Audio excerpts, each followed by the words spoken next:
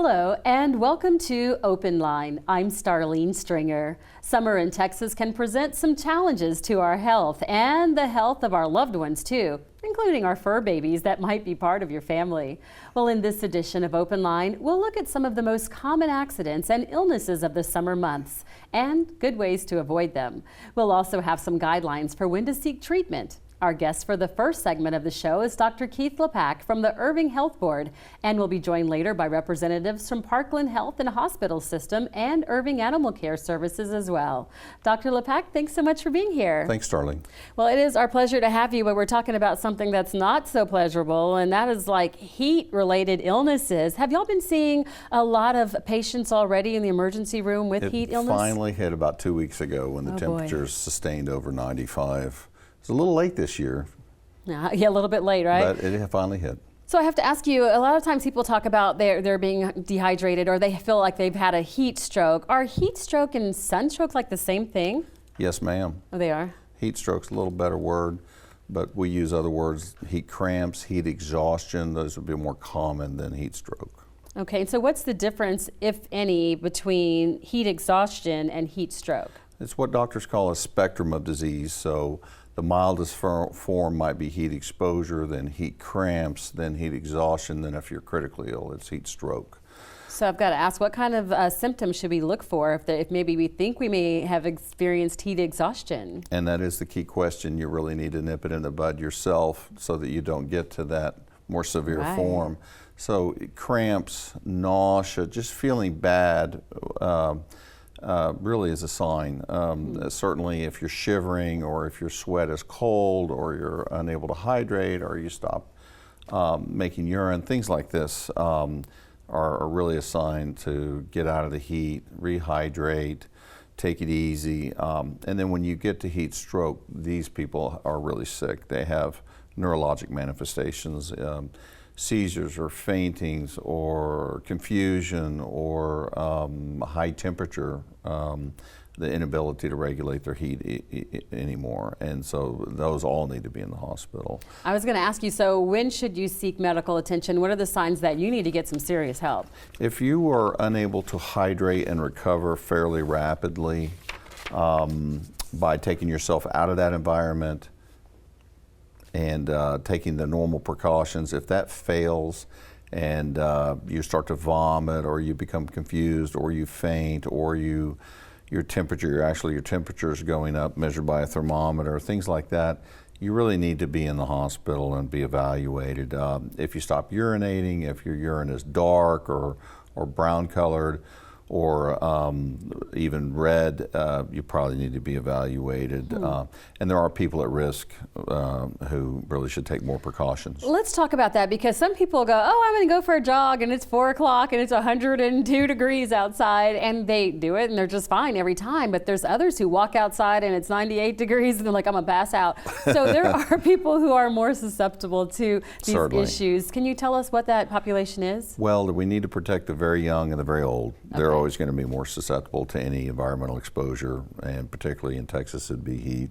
And then people on medications for underlying medical conditions, diabetes, obesity, people taking certain medicines for high blood pressure, perhaps a lot of anti-allergy treatment even, certain psychiatric medicines. They really need to maybe take some additional precautions. But if someone's overweight, if someone's a diabetic, if someone's got heart disease or is on a lot of blood pressure medicines, then they've probably be given precautions by the prescribing physician to watch those sorts of exposures.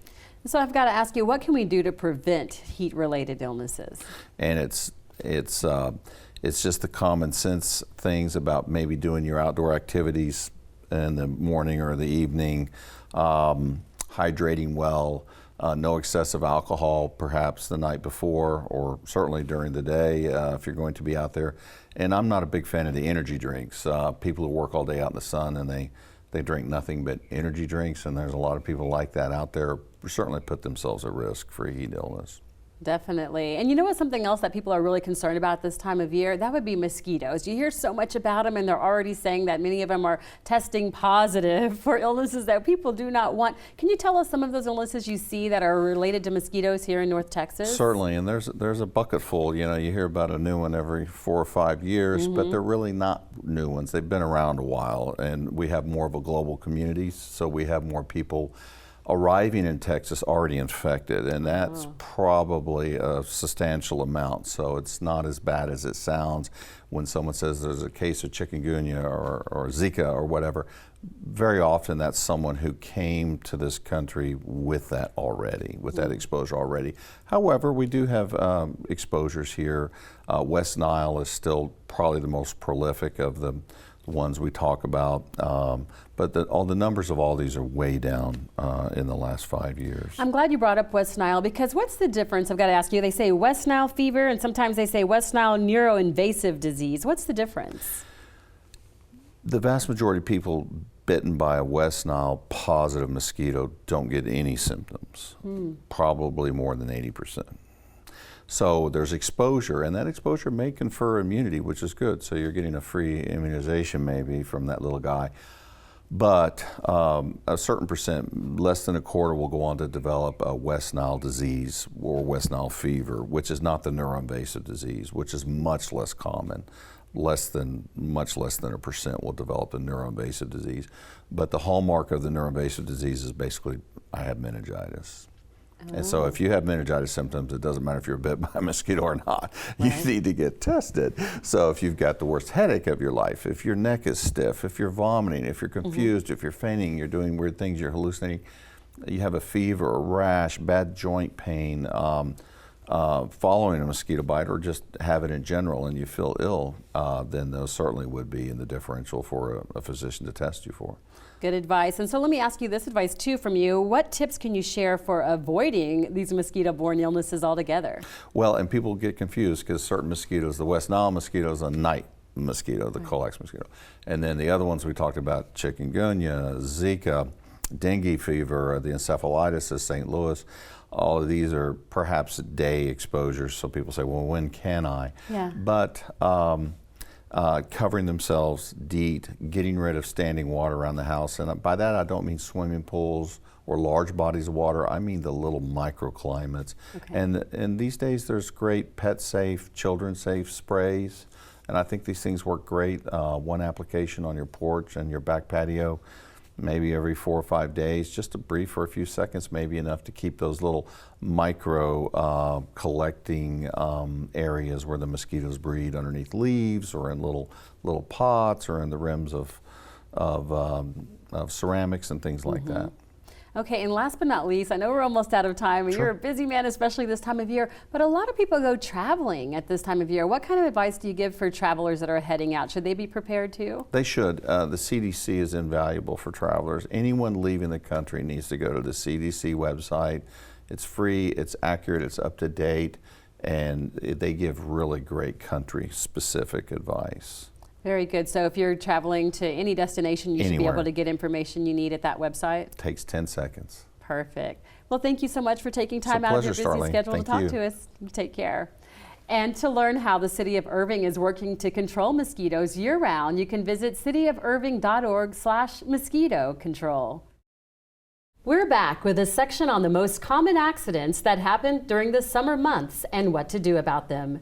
Joining me are Stephanie Campbell, Burn Program Manager at Parkland's Regional Burn Center, and Shelley Stevens-Stidham, Director of Parkland's Injury Prevention Center. I want to thank them both so much for being here. Thank you for having us. It is our pleasure. Now, we just celebrated, well, the 4th of July, and fireworks are still on the brain of a lot of folks. So, Stephanie, I want to come to you first and ask, how frequently do you see fireworks as the culprit in accidents during the summer month in particular? We actually see fireworks injuries all year round, but we do see a spike in them around the 4th of July, clearly, and then around New Year's Eve as well. Typically, each year we admit 8 to 10 patients for fireworks injuries. So those are burns that are bad enough to require sometimes skin grafting, long-term rehab, and long hospitalization. So that's quite a few people in our area. That's too many people for sure, Yeah. even one. But you know, a lot of times parents will say, well, they're just sparklers. The kids can play with them. Is that ever okay? Yeah, sparklers have become very mainstream. They make great Instagram photos. People are using them in weddings. Right. But the fact is, sparklers can get very hot, up to 1,200 degrees Fahrenheit, which is hot enough to melt glass, really, Wow. burn wood. And I think there's an illusion of safety because they're on a long stick, so you think that it's okay to hand them to your child. But we hear it all the time, even with supervision. Parents say sometimes the child drops them suddenly on their foot, or even brushes up against someone's clothing accidentally and ignites the clothing on fire. Oh no. Yeah. Okay, so some people think, well, I bought these at a legal stand. These fireworks have to be safe. Does Yeah. it make them any safer because they are bought legally? No, unfortunately, there are no safe fireworks. I want to be clear about that. We do not recommend that you play with fireworks. We have a saying, leave the shows to the pros. I love that. There are a couple things you can do to reduce your risk. If you insist on playing with fireworks, have a bucket of water nearby, and so you can douse them quickly, a fire extinguisher, and then never ever go back to relight a firework that doesn't go off. But even with all those precautions, things happen, they're unpredictable, and people do get injured. That's good points for people to remember, and thank you for that advice that you gave as well. Now, Shelley, I want to come to you because we talked about fireworks, but something else people love to do over the summer is go swimming or play in pools. And so what kind of safety advice do you give for people who are going to be out there swimming this summer? Well, particularly if you have a backyard swimming pool, it's important for kids to know how to swim. That's an effective strategy to preventing drowning and things like that. But it's not foolproof. And particularly with toddlers and young children, it's really important to have four-sided fencing around the swimming pool, particularly where the four sides have a barrier to the pool. So a lot of houses will have a fence around their house, and then the fourth barrier is the house. But kids can get out when they're not expected to, and a lot of times you have somebody say, oh, Stephanie, will you watch the toddler? And there's just a miscommunication there, and then the toddler can get out into the pool. So we recommend that there be four-sided fencing, be at least 5 feet high, with self-latching and self-closing gates. Great advice. And then oftentimes you were talking about toddlers. When you think about little kids, you see a lot of them wearing floaties. How safe are they? Floaties are not approved. The technical term is personal flotation device, or PFD. So floaties are not an approved PFD. And so the recommendation is whether you've got children who can't swim and they're in backyard pools or lakes or rivers or something like that, that they have an approved personal flotation device. And this is critically important, particularly with boating too, that everybody in the boat needs to have a personal flotation device. Good information. And then you know what? A lot of people go, oh, well, I don't have a big backyard pool. I don't have a pool that's in the ground. I have the kind that you inflate, the inflatable pools. Are they safe for toddlers? It's just, toddlers can drown in as little as just 5 gallons of water. So we've seen that where they just get in the water and or in the toilet or things like that. And so even small amounts of water, a child can drown. So it's important to just be cognizant of that and have safety measures in place.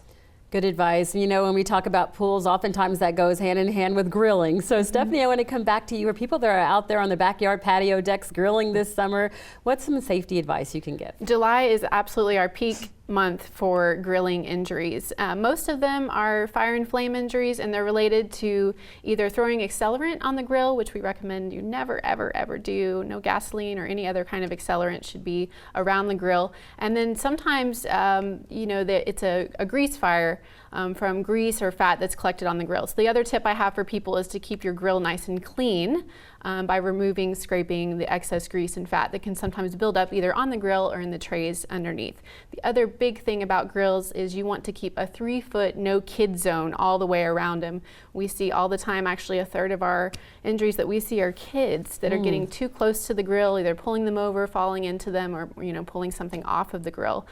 So teach your kids to stay away from the grill.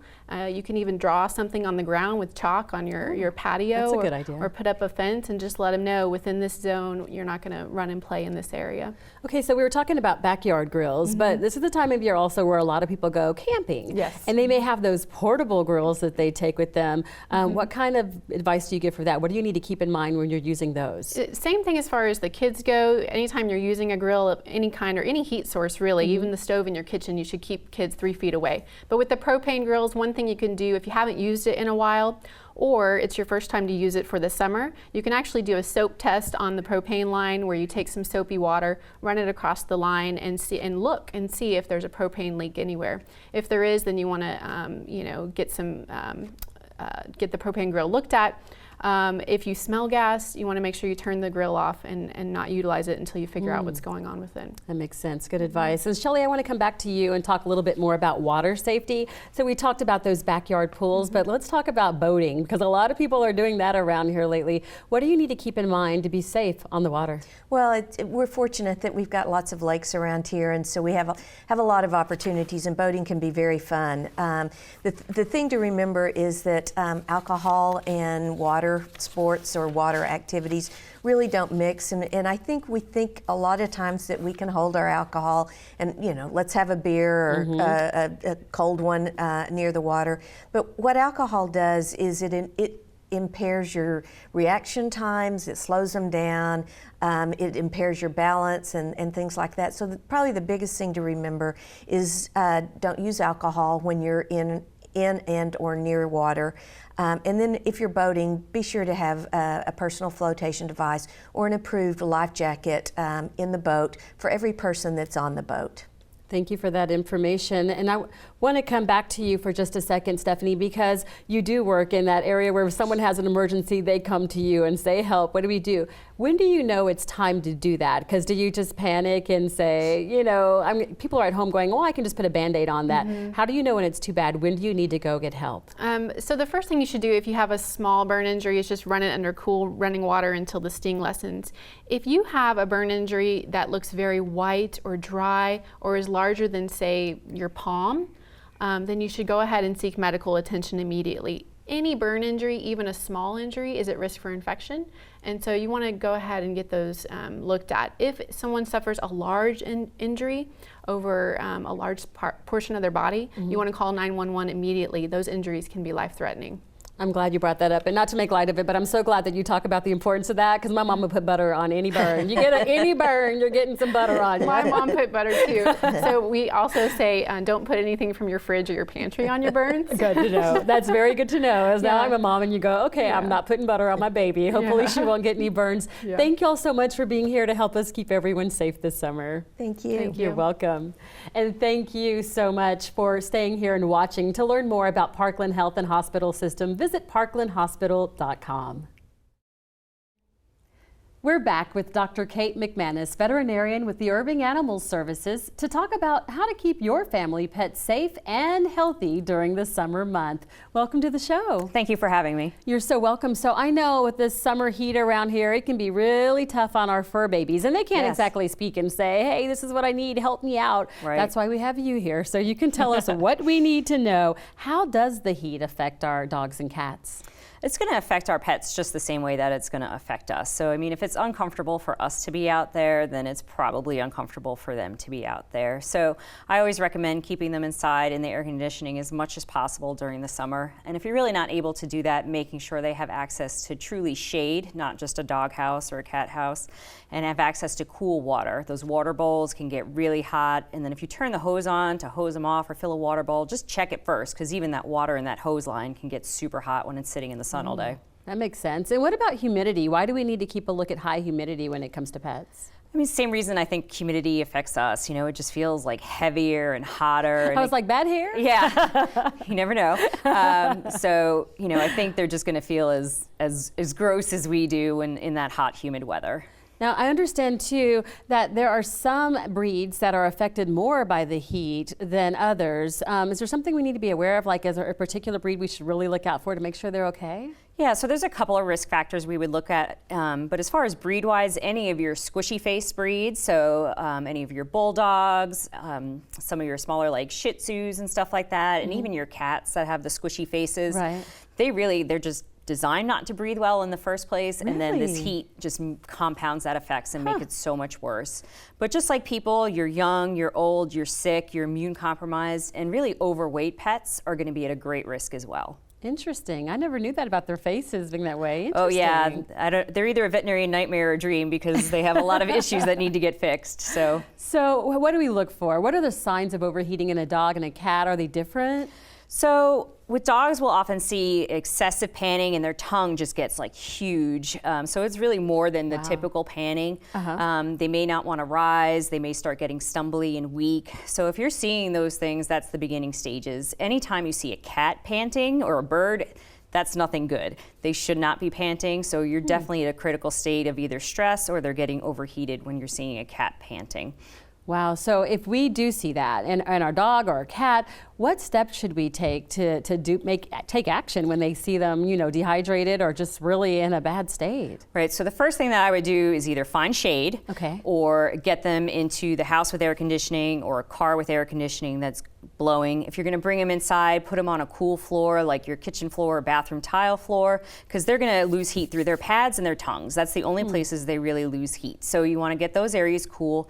Cold, wet towels on them, ideally with a fan blowing to overall cool them down. You don't want to do ice or extremely cold water, and then get them to the vet immediately. So it's definitely an emergency.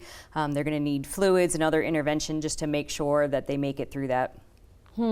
Now, some pet owners, and this just bothers me as a pet lover, but some people, they muzzle their dogs. Is that ever okay, and particularly in the summer like this? No, I would never recommend doing that. I mean, if you have issues where you need to muzzle your pet, there's other things that probably need to be worked on. But again, that's how they cool off, is their tongues and their feet. So if you're limiting their ability to cool off, then you're just setting yourself or the pet up for disaster. And when you mention the paws, that reminds me, the ground can get so hot. So Right. when it comes to taking summer walks with your dog or taking your cat out, letting them go, is there some step we should take to keep those paws safe?